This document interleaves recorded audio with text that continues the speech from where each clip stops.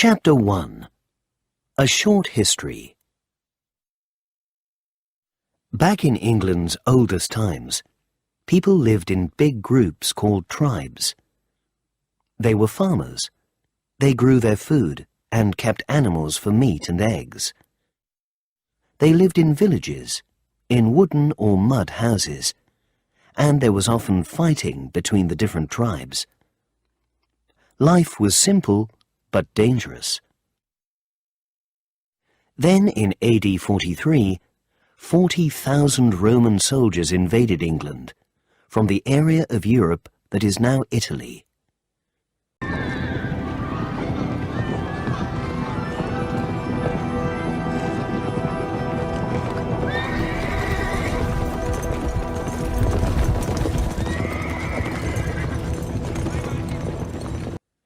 The Roman army was very well organized and had good weapons. The soldiers built a wall around themselves every night so they were safe.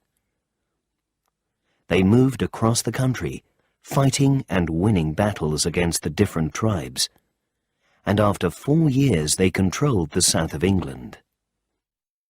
The Romans had to fight for many years before they controlled all of England. They made many changes in the country, such as building towns and cities and good roads. They brought a new language to England, Latin, and made laws, so people knew what they could and could not do.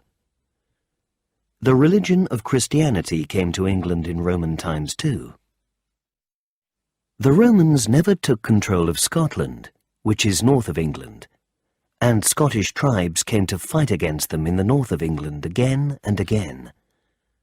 Because of this, in the 2nd century AD, the Romans built a wall to stop the Scottish tribes coming to England. This wall between England and Scotland was 120 kilometers long and was called Hadrian's Wall.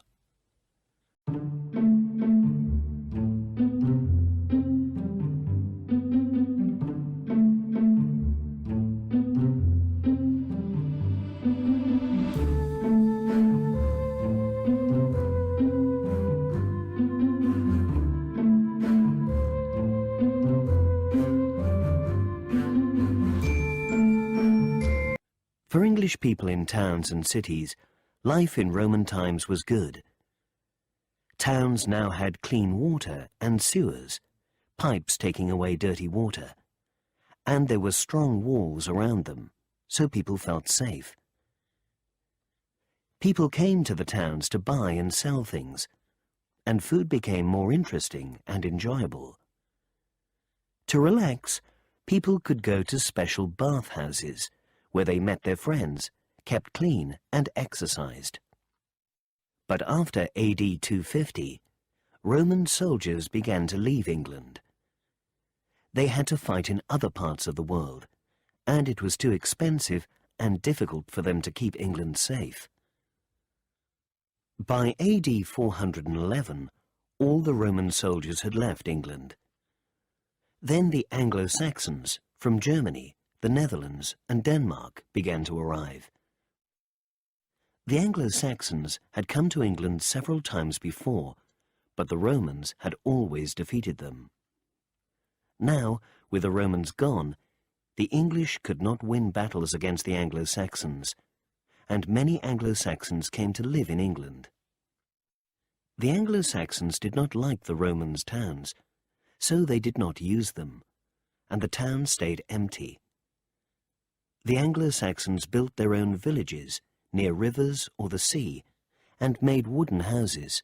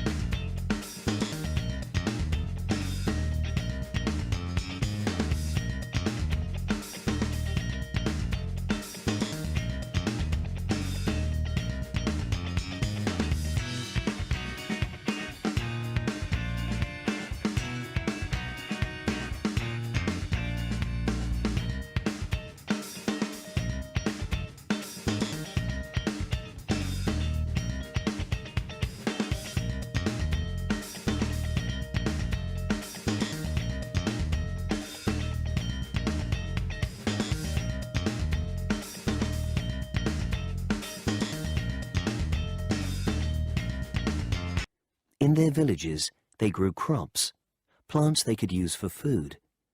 They also kept pigs, sheep and cows, and caught fish and other animals. By AD 600 in England, the Anglo-Saxons had made 7 kingdoms, different parts of the country, each controlled by its own king. The 4 main kingdoms were Northumbria, Mercia, East Anglia and Wessex. The 3 minor kingdoms were Essex, Kent and Sussex. In each of these kingdoms, the king had nobles, important men who fought for him. The other people in the kingdom were either peasants or slaves. Peasants were poor people who had some land, but had to give money to the nobles. Slaves had nothing, and had to work for other people for no money at all. People bought and sold slaves like animals. The Anglo-Saxons stayed in England, but in AD 793, a new group of people invaded the country. The Vikings from Norway, Sweden and Denmark wanted good farming land. They came to England in strong wooden ships, and soon they took control of many parts of the country. But the Anglo-Saxon king of Wessex, Alfred the Great, won a big battle against the Vikings. After this, part of England, called Danelaw, was given to the Vikings, but the Vikings had to promise not to invade other parts of the country. After Alfred the Great died, the Viking and Anglo-Saxon parts of England came together, and England was now ruled as one country with one king.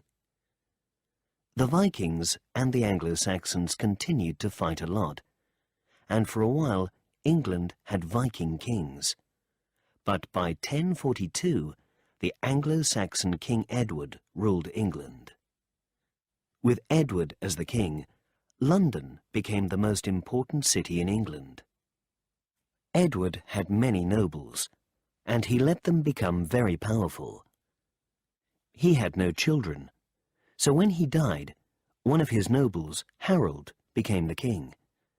But Edward's cousin William, a Norman from the north of France, believed that he should be the king of England. In October 1066, William brought a big Norman army from France to England. The Normans fought against Harold and his soldiers at the Battle of Hastings.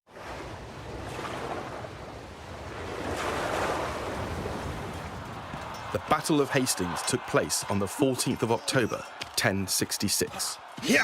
It was an exceptionally long battle by medieval standards, lasting all day. An indication of how evenly matched the rival armies were. By daybreak, the two armies opposed one another with 5,000 to 7,000 men each. Both armies had similar armour and weapons, but the Normans also had skilled archers. The English fought on foot and used their shield wall to withstand repeated and bloody assaults. The Normans had a strong cavalry force of over 2,000 knights and esquires to support the infantry. The English defence was strengthened by the housecarls, highly trained soldiers who could kill a knight or his horse in one blow with their fearsome battle axes. Gradually, the Normans gained the upper hand until, in the last attack, Harold was killed. Either by an arrow in the eye or being hacked to death. William was crowned on Christmas Day, 1066. Nailed it. Harold was killed, and William the Conqueror, as he was called, became the King of England. William the Conqueror made many important changes in England. A lot of castles were built.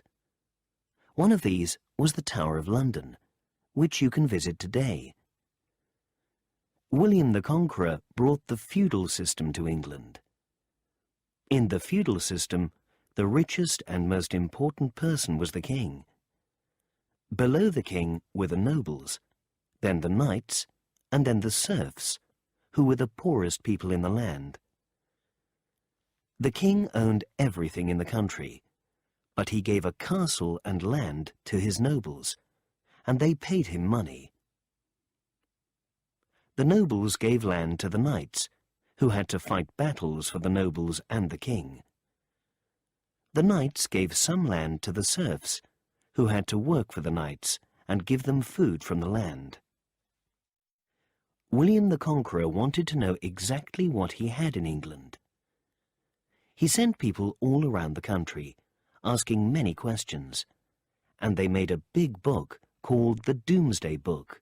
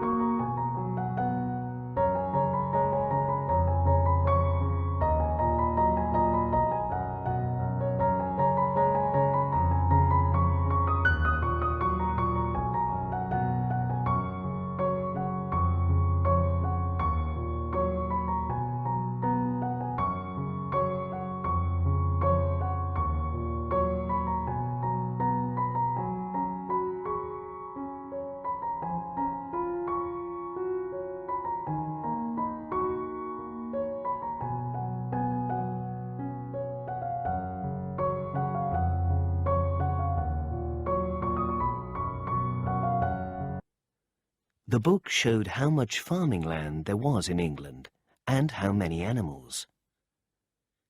We know a lot about life in Norman England because of the Domesday Book. The time from William the Conqueror's rule until the 15th century in England is often called the Middle Ages.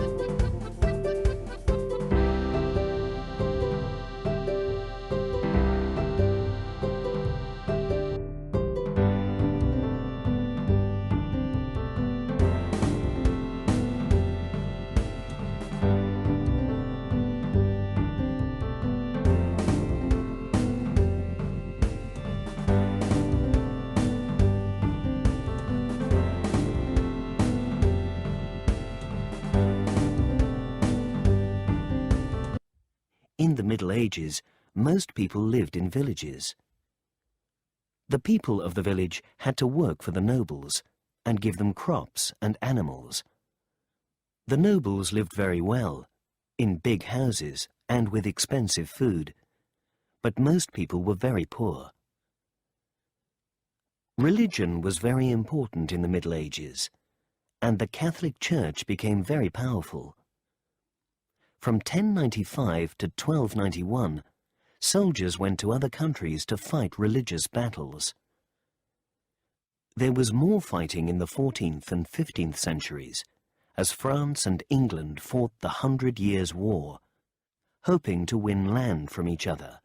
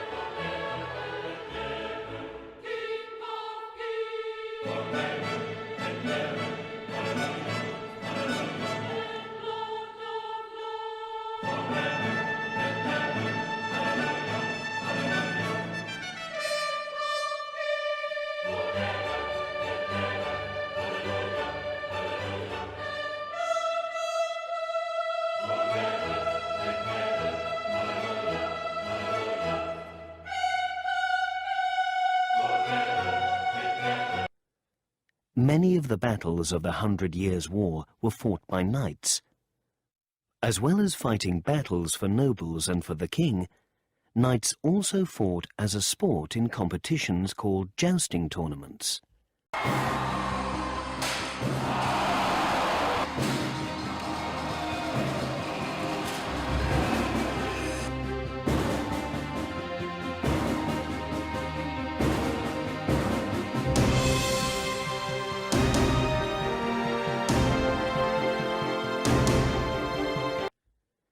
Young men who wanted to become knights had to spend many years learning all the things that a knight could do. In 1348, a terrible illness called the Black Death came to England. Only about 4 million people lived in England at that time, but in 2 years, nearly 1.5 million of them died. From 1455 to 1485, there were terrible battles between people who wanted the kings of the country to be from different families, and many more people died. Finally, in 1485, Henry Tudor became the first Tudor King of England, King Henry VII. Some of the Tudor kings and queens are now very famous in England's history. Henry VIII, who became the king in 1509, lived some of the time at the Tower of London, but he had other beautiful palaces in and around London, including the Palace of Westminster and Hampton Court. He and the people around him lived very well. They wore the best clothes and ate wonderful food. And at the palaces there was always dancing, sport, poetry and music.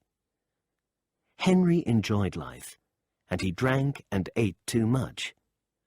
When he became the king, he was a sporty, good-looking young man, but later he became so fat he could not walk.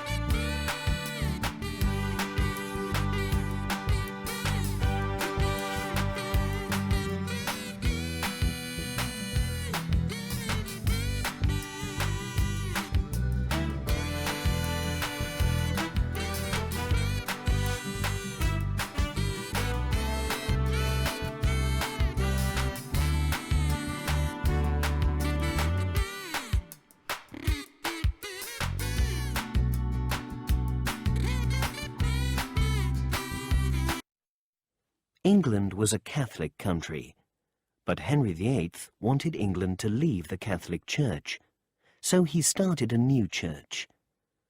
It was a Protestant church, a Christian church, but for people who believe in a different kind of Christianity, called the Church of England, and he controlled it. Anyone who disagreed with the new church was executed, killed for their crime. When Henry VIII was ruling England, more than 70,000 people were killed because of crimes, or because they disagreed with the king about religion or other important things. 6 years after Henry VIII died, his oldest daughter Mary, the daughter he had with his first wife, Catherine of Aragon, became Queen Mary I of England. She was a Catholic and wanted England to be a Catholic country again, but many people had left the Catholic Church and had become Protestants. Mary executed hundreds of Protestants who refused to become Catholic again. But in 1558, Mary died, and her half-sister Elizabeth, the daughter Henry had with his second wife, Anne Boleyn, became the Queen. Queen Elizabeth I was a Protestant, but she did not make Catholics follow her religion, and she soon became one of the best-loved of England's kings and queens. The second half of the 16th century, which was known as the Elizabethan period, was a very important time for English literature. Many people liked to go to the theatre, and William Shakespeare wrote a lot of plays and poetry at this time. Ships also began to travel to other parts of the world. Sir Walter Raleigh sailed to America, and Sir Francis Drake became the first Englishman to sail around the world.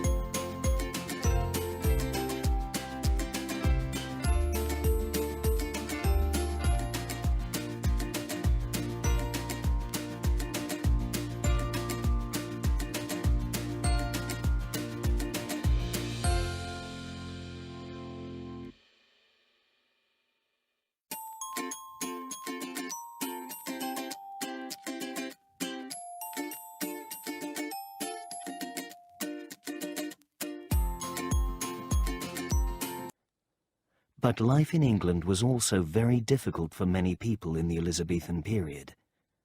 There was less work in farming now, and a lot of people were very poor. There was a lot of crime, but no police, and when people were caught for crimes, they were often executed. After Queen Elizabeth I died in 1603, kings and queens called the Stuarts came to power in England. The Stuarts were from Scotland, and for the first time they ruled both England and Scotland. The second of the Stuart kings was Charles I. He argued with Parliament because he spent a lot of money fighting wars in Europe, and in 1642 he started a civil war. For 7 years, the king's men and Parliament's men fought against each other, and thousands died. But with Oliver Cromwell as leader, Parliament's army became very strong and fought very well, and in 1649 they won the war.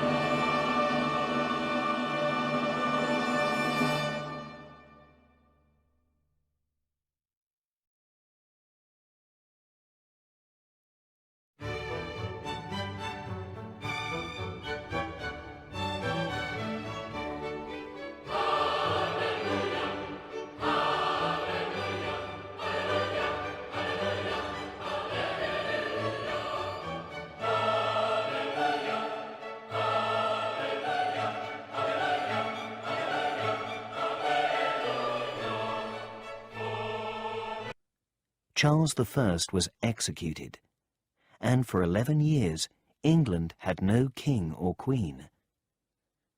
The country was ruled by Cromwell and Parliament.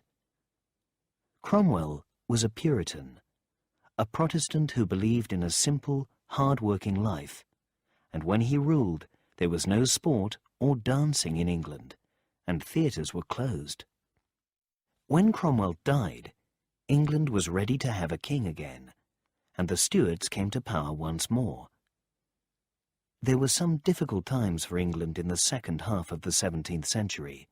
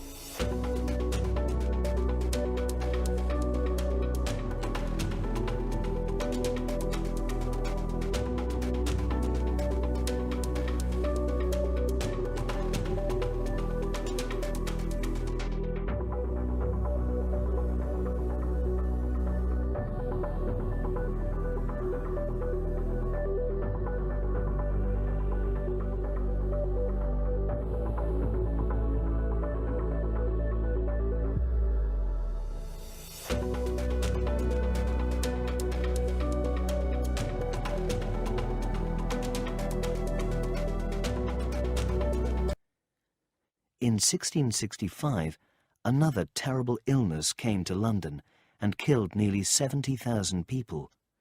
And a year later, large parts of London were burnt down in the Great Fire of London. At 1 o'clock in the morning on the 2nd of September 1666, Tom Farriner was asleep over his bakehouse in Pudding Lane in the City of London when a servant rushed in to wake him. The bedroom was full of smoke and the staircase was already in flames. He, his wife, daughter and the servant escaped through a small window and watched the blaze spread to the neighbouring timber houses. The Great Fire of London had begun. What started as a small fire raged for 4 days as an enormous fire which could be seen from 40 miles around the capital. The Great Fire of London destroyed 2/3 of the city, over 13,000 houses, 430 streets and 89 churches. People whose homes had burned down had to live in tents in the fields around London while their houses were rebuilt. Amazingly, there were only 6 recorded deaths relating to the fire, but the rebuilding work took over 50 years. The reason why we know so many details about the fire is that 2 men who were alive at the time kept diaries in which they described the dramatic events. They were Samuel Pepys and John Evelyn. To prevent such a disaster happening again, King Charles II commanded that all new houses in London should be of stone and brick and not wood. Christopher Wren, a famous architect of the time, constructed St Paul's Cathedral as well as many churches. He also designed a monument to remember the Great Fire of London, which still stands today. There were many other changes at this time too. England now traded, bought and sold things with many other countries, so English people could get different foods like tomatoes, chocolate, coffee and tea for the first time. People continued to work on the land, but now there were other jobs in cloth making or glass making and in the coal or iron industries. London was rebuilt with wider roads and many beautiful new buildings, and scientists like Sir Isaac Newton began to do important work and learn many interesting things. Newton, Sir Isaac, was an English mathematician and physicist, considered one of the greatest scientists in history. Today, we gathered 10 interesting facts about Sir Isaac Newton to share it with you guys, so Newton, Sir Isaac, was an English mathematician and physicist, considered one of the greatest scientists in history. Today, we gathered 10 interesting facts about Sir Isaac Newton to share it with you guys, so Newton, Sir Isaac, was an English mathematician and physicist, considered one of the greatest scientists in history. Today, we gathered 10 interesting facts about Sir Isaac Newton to share it with you guys, so stick around. Newton, Sir Isaac, was an English mathematician and physicist, considered one of the greatest scientists in history. Today, we gathered 10 interesting facts about Sir Isaac Newton to share it with you guys, so stick around. Number 1. Sir Isaac Newton was born premature and had little to no chance of survival. Fact number 2. His father was also called Isaac Newton, so he was named in honor of his father, who passed away just 3 months before his birth. Fact number 3. During his school-age years, he disliked poetry and literature, and was fascinated by technology and mechanics. Fact number 4. Newton did not like criticism, and made lifelong enemies with those who criticized him. Fact number 5. The Principia Mathematica was published by Newton in 1687. It was the work of thinking for almost 20 years. It contained the concept and theories of universal gravitation, the 3 laws of motion, and his theory of calculus. Fact number 6. Newton suffered twice with a nervous breakdown when he suspected that his friends conspired against him. Fact number 7. There is no concrete evidence about the famous apple hitting Newton in his head and inspiring him about his research on gravitation. Fact number 8. The first flight to the moon was possible only because of Newton's discoveries about the movement of planets and the speed of light. Fact number 9.